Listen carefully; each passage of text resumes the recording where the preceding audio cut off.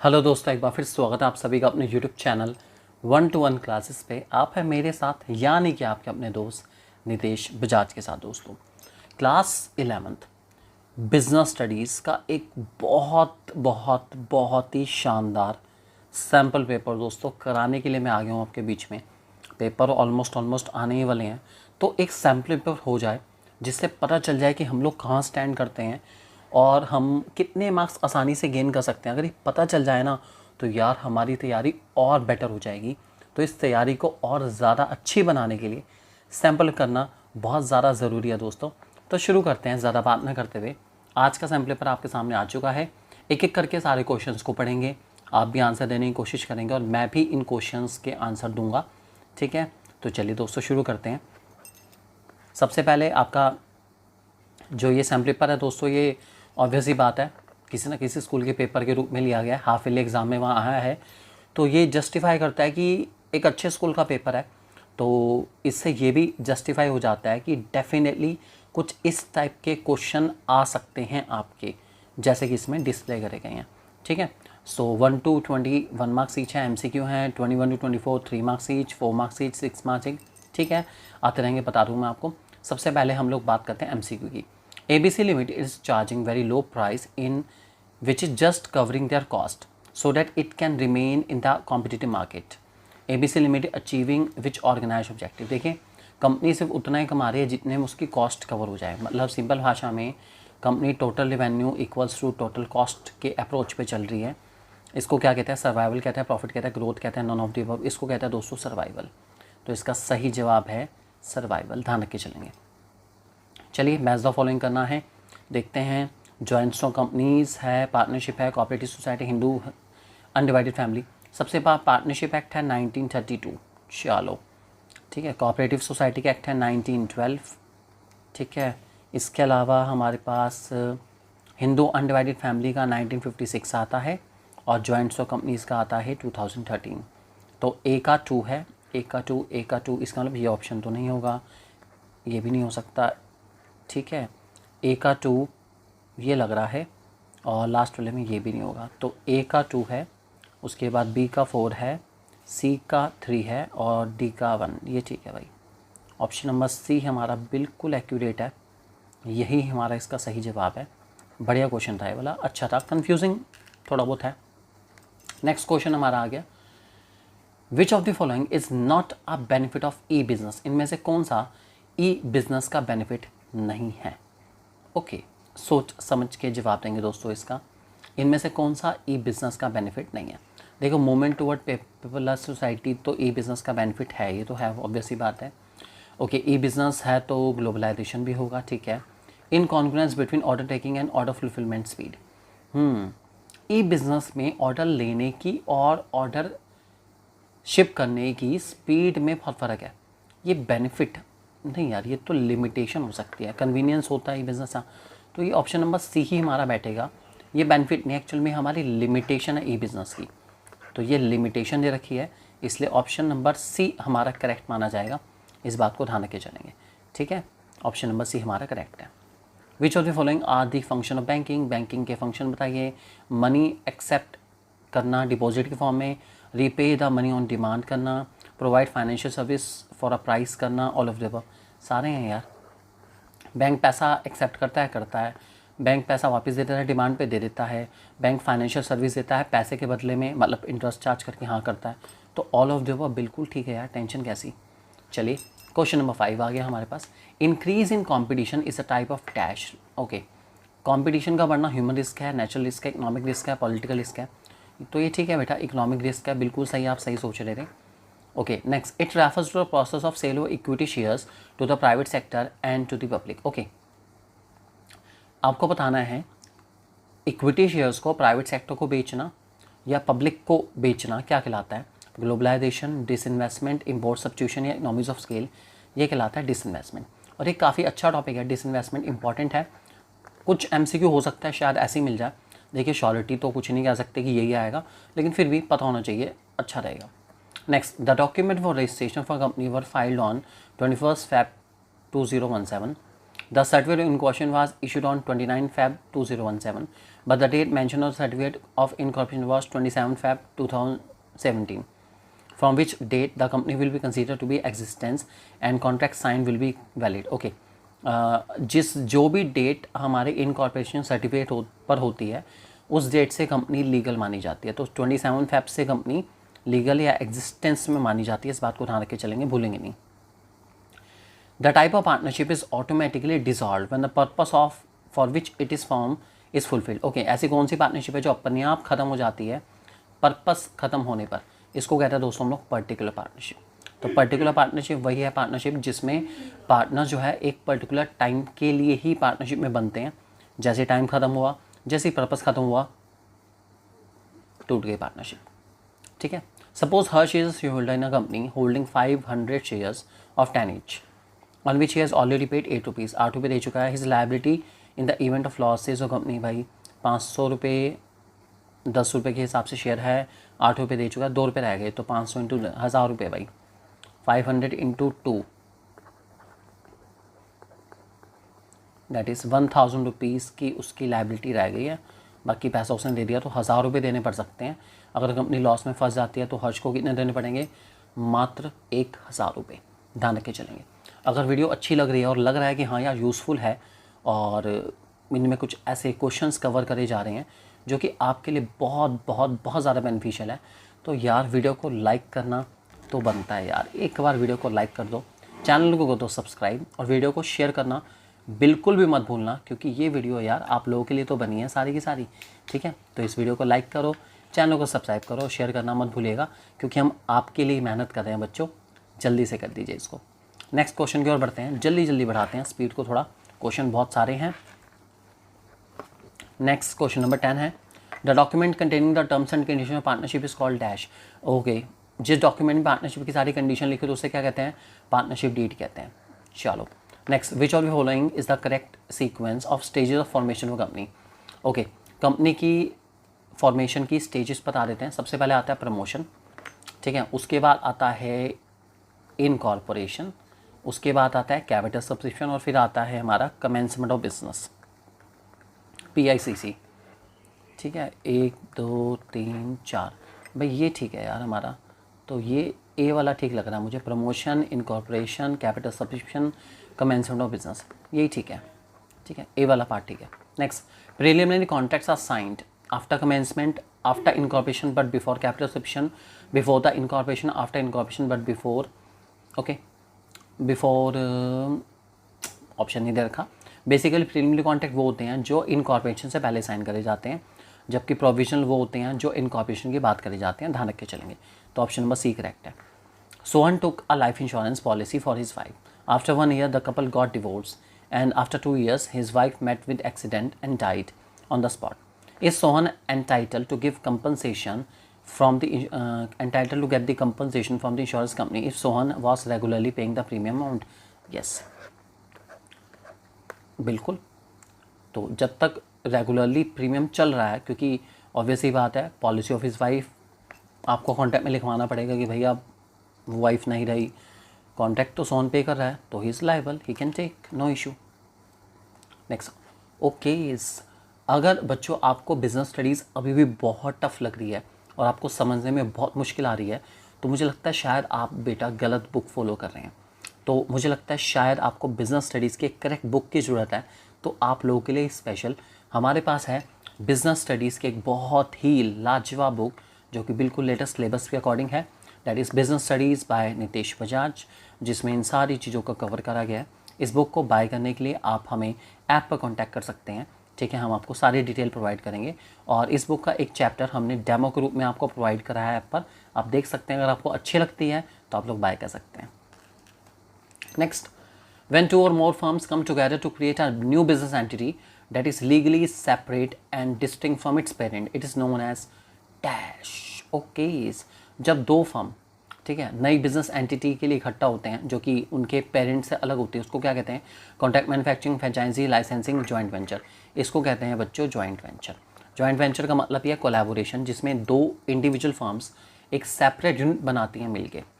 Next, which of the following is not a contract of indemnity? Okay, इनमें से कौन सा कॉन्ट्रैक्ट ऑफ इंडेमिनिटी नहीं है? ओके, कॉन्ट्रैक्ट ऑफ इंडेमनिटी इनमें से किस पे नहीं चलता। इंडेमनिटी का मतलब है इंसान को उसी फ्यूचर उसी पोजीशन में लेकर आना जिसमें वो इवेंट से पहले था। देखो मरीन, लाइफ, फायर, इनमें से इंडेमनिटी के ऊपर कौन सा अप्लाई नहीं होता, वो होता है हमारा लाइफ वाला इंश्योरेंस ना इंडेमनिटी पे लग नहीं सकता, क्योंकि आप जितना मर्जी पैसा दे दो इंसान को आप ज़िंदा नहीं कर सकते, पॉसिबल नहीं है। इसलिए लाइफ इंश्योरेंस हमारा इंडेमनिटी का नहीं है, ध्यान रखेंगे। नेक्स्ट असर्शन रीजन हमारे पास देखते हैं। Government companies manage by board of directors who are nominated by government and other share holders. ठीक है, government company means any company in which at least 50% of the paid up capital या paid up share capital is held by the government. ठीक है, government company manage करी जाती है, reason ये होते हैं। ओके, तो नॉमिनेटेड इधर बात है मैनेज करी बोर्ड ऑफ डायरेक्टर के द्वारा, और कंपनी है गवर्नमेंट कंपनी। ठीक है, असर्शन करेक्ट है। रीज़न भी देखा जाए तो उस हिसाब से इन विच एटलीस्ट 50% नहीं, शायद यहाँ पर आना था 51% of the paid up capital. फिर भी एक बारी इसको टैली कर लेंगे हम लोग, असर्शन रीज़न थोड़े कंफ्यूजिंग होते हैं। तो अगर ये 50% ही है तो ठीक है, ए आएगा, लेकिन अगर ये 50% नहीं है तो ये आना चाहिए दोस्तों सी वाला ऑप्शन। तो ये ऑप्शन या ये वाला आंसर मैं छोड़ता हूँ आपके ऊपर। आप बताइए 16 का ए रहेगा या सी रहेगा। लेट्स सी आप कितने रिसर्च करके आए हैं। नेक्स्ट 17 को नेक्स्ट क्वेश्चन बच्चे हमारे सामने आ गया, क्वेश्चन नंबर 17। आपसे स्टेटमेंट है दो, आपको इन चारों में से ऑप्शन बताना है कौन सा सही है। Highest rate of interest is on recurring deposit account. ठीक है, e banking provides 24 hours 365 days a year service to customer by statement 2 तो बिल्कुल ठीक है। क्या highest rate of interest RD पे होता है? सोचिए एक बारी, हाईएस्ट रेट ऑफ इंटरेस्ट। देखिए हो सकता है कुछ बुक्स में लिखा हो, लेकिन जितना मुझे याद है आई थिंक शायद फिक्स डिपॉजिट पर सबसे ज़्यादा रेट ऑफ इंटरेस्ट होता है। तो मेरे हिसाब से मुझे ऐसा लगता है स्टेटमेंट 1 तो फॉल्स है, स्टेटमेंट 2 करेक्ट है। तो मेरे हिसाब से बी होना चाहिए 17 का आई थिंक। बाकी एक बार आप कंफर्म कर देंगे मुझे, या आप लोग भी एक बार अपनी बुक से चेक कर लेंगे। एटीएम की फुल फॉर्म है ऑटोमेटिक टेलर मशीन, और ईबे जो है वो एग्जांपल है B2C का। सोच समझ के बताओ भाई, ये तो ठीक है, ऑटोमेटिक कह लो या ऑटोमेटेड कह सकते हैं, कुछ बुक्स में ऑटोमेटिक लिखा है, वैसे इसकी फुल फॉर्म है ऑटोमेटेड। ठीक है, ऑटोमेटेड टेलर मशीन कहते हैं इसको हम लोग। ठीक है, और ईबे एग्जांपल है B2C का। सोच समझ के बताएंगे। ईबे, क्या ईबे बिजनेस से कस्टमर से डील करता है, बिजनेस टू कस्टमर से डायरेक्ट डील करता है? हाँ लगता तो है। सो मे बी इसका आंसर भी आप एक बार टैली करेंगे खुद एक बारी। इसका आंसर हमारे पास कुछ बुक के हिसाब से ये ठीक है ऑटोमेटिक टेलर मशीन, कुछ बुक्स के हिसाब से ऑटोमेटेड है। तो स्टेटमेंट 1 भी फॉल्स है हमारा इसके अंदर। तो मुझे थोड़ा सा इसमें डी लग रहा है, फिर भी अगर आप टैली कर लेंगे एक बार इसको याद से, बुक से कंफर्म कर लेंगे इसको याद से।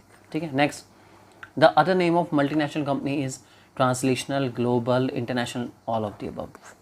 Next, on which date make in India कब हुआ था, मेक इन इंडिया कब आया? सोच समझ के बताओ कब आया था मेक इन इंडिया, कौन सी तारीख थी वो? 2014 की, जब ये मेक इन इंडिया आया था। मुझे भी जहाँ तक याद आई थिंक ये 25 सितंबर 2014 है, एक बार कंफर्म कर लेंगे। अब आते हैं हमारे सेक्शन बी की तरफ। उससे पहले बता दूं कि बहुत ही अमेजिंग सैम्पल पेपर्स के लिए आप हमारी ऐप 1-to-1 क्लासेस ऐप को डाउनलोड कर सकते हैं, और ये ऐप आपको मिल जाएगी प्ले स्टोर पर बिना किसी दिक्कत के। और आईफोन यूज़र्स माई इंस्टीट्यूट ऐप डाउनलोड कर सकते हैं, और उसमें ORG कोड डालेंगे RVYWA, तो आप अपने आप 1-to-1 क्लासेस ऐप बन जाएगी, ताकि आपको कोई दिक्कत ना आए। बिल्कुल भी आप लोग डाउनलोड कर सकते हैं। ठीक है, और आपको सैम्पल पेपर्स बच्चों इस तरीके से डाउनलोड करने हैं। जब आप ऐप डाउनलोड करेंगे तो यहाँ पर जो 3 डॉट्स हैं इन पर क्लिक करने पर आपको स्टडी मटेरियल मिल जाएगा। जैसे स्टडी मटेरियल को क्लिक करेंगे आपके सामने बहुत सारे फोल्डर्स बने आ जाएंगे। उसमें आप 2024 वाला फोल्डर सर्च कर लेना या देख लेना एक बारी, उसमें आपको फ्री सैम्पल पेपर्स मिल जाएंगे।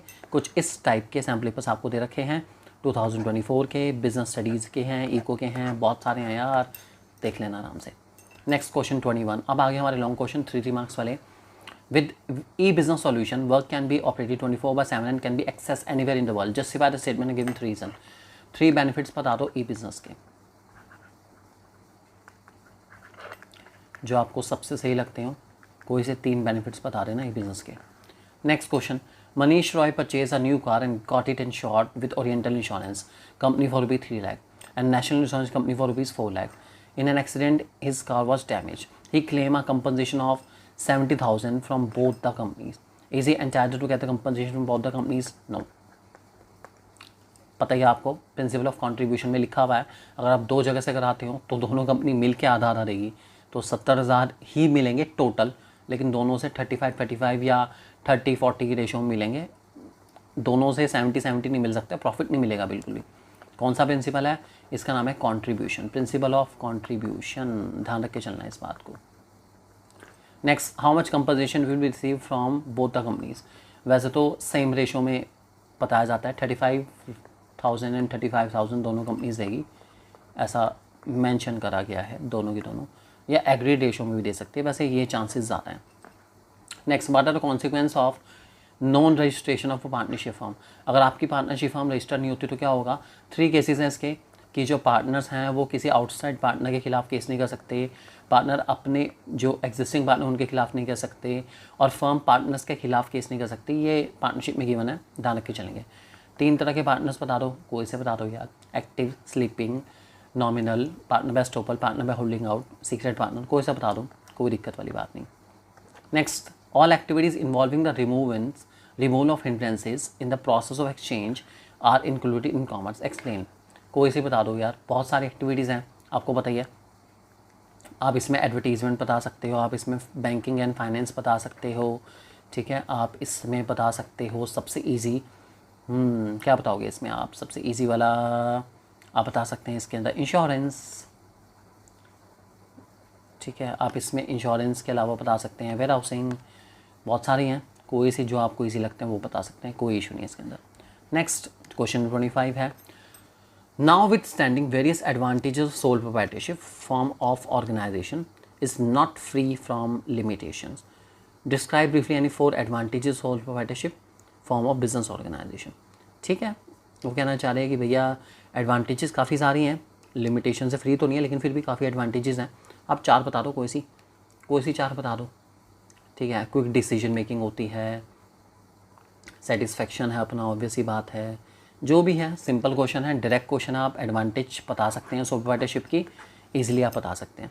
नेक्स्ट, पीपीपी क्या है आपको पता ही है, पब्लिक प्राइवेट पार्टनरशिप। इसमें पब्लिक सेक्टर एक हाथ पे है जबकि दूसरे हाथ पर आपको मिलेगा कौन मिलेगा? Private sector. तो पब्लिक सेक्टर फंड्स लगाता है, प्राइवेट सेक्टर एफर्ट्स लगाता है, और जो प्रोजेक्ट होते हैं वो नेशनल इंपॉर्टेंस के होते हैं, देश की तरक्की वाले होते हैं और अच्छे से तरक्की हो पाती है।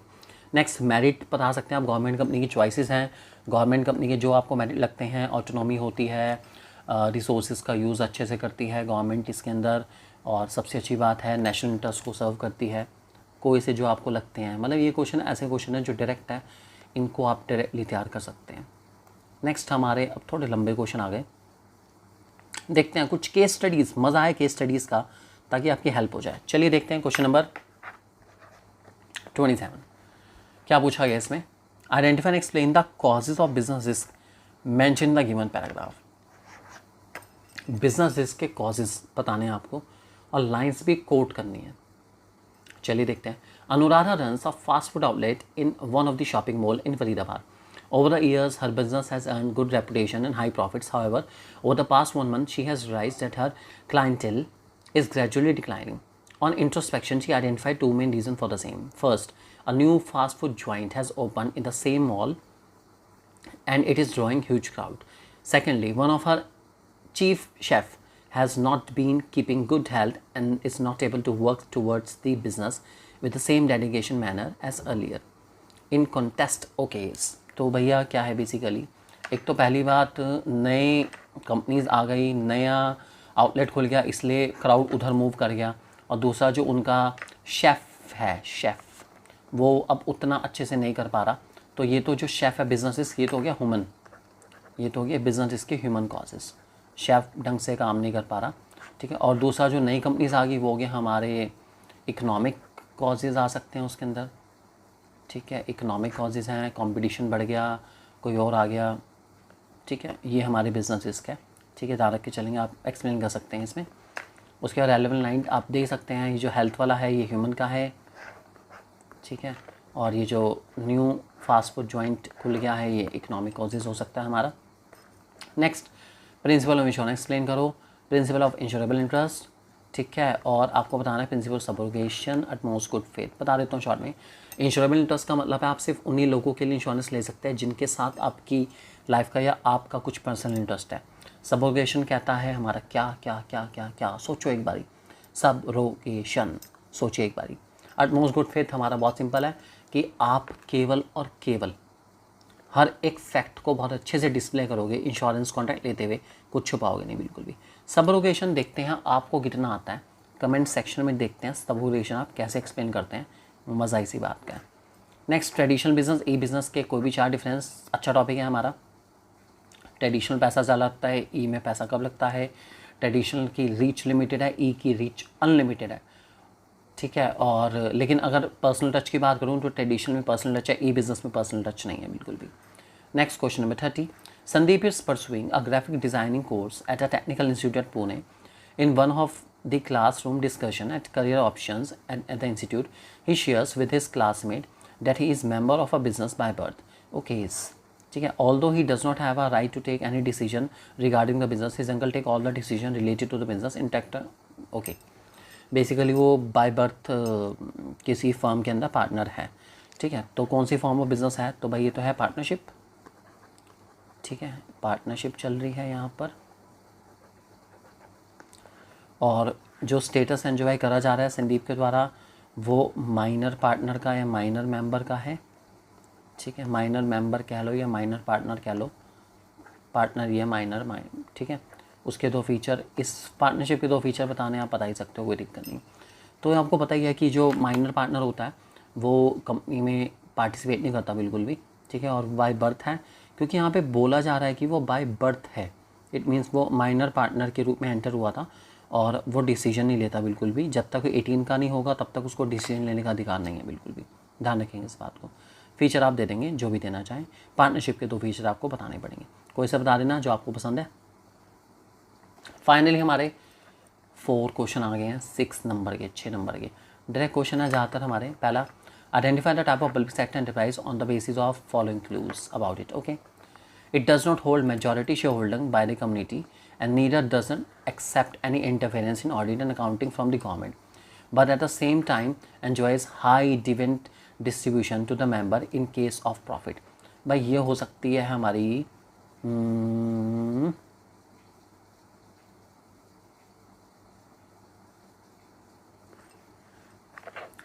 ये हो सकती है गवर्नमेंट कंपनी, ठीक है, क्योंकि ये आपको पता ही है गवर्नमेंट कंपनी के अंदर ऐसा होता है और मेजॉरिटी शेयर होल्डिंग ज़्यादा कम्युनिटी के पास नहीं होती और इंटरफेरेंस ऑडिट वगैरह में कोई नहीं लेती, गवर्नमेंट लेती है और अच्छा खासा डिविडेंड बढ़ जाता है जब प्रॉफिट होता है तो, ठीक है।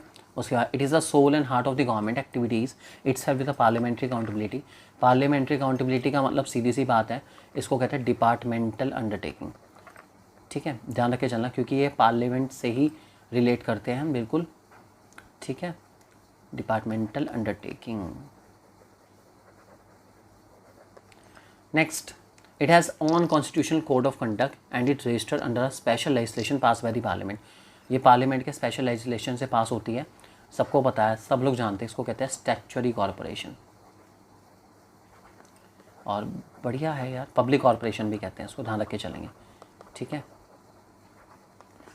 Explain the following term, RTGS क्या है, AO article of association, current account, cash credit, C2C terms हैं, आप एक्सप्लेन कर सकते हैं। टी अगर मेरे को करनी होती आरटीजीएस करता, आर्टिकल ऑफ एसोसिएशन करता, करंट अकाउंट करता, C2C एंड कैश क्रेडिट थोड़ा सा मुश्किल है इसलिए नहीं करता।